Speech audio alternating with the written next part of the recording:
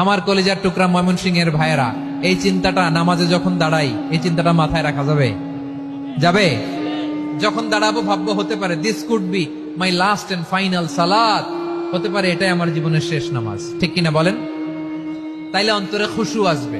অনেকে বলে হুজুর নামাজে দাঁড়াই মনে থাকে না, কয় রাকাত পড়ছি ভুলে যায়, কি পড়ছি ভুলে যায়, দিন দুনিয়ার কথা খেয়াল আসে, সারা দিন যেটা মনে করতে পারি না নামাজে দাঁড়াইলে ওটা মনে পড়ে।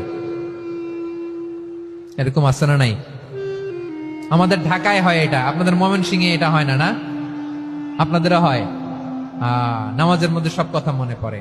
এজন্য মনে করতে হবে এটাই হতে পারে আমার জীবনের শেষ নামাজ। খুশু, খুশু মানে হৃদয় এবং অঙ্গ প্রত্যঙ্গের স্থিরতা।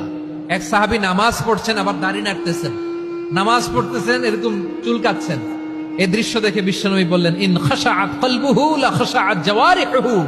তার অন্তরে যদি খুশু থাকতো, ওই খুশুর প্রভাব তার হাতে পায়েও দেখা দিত।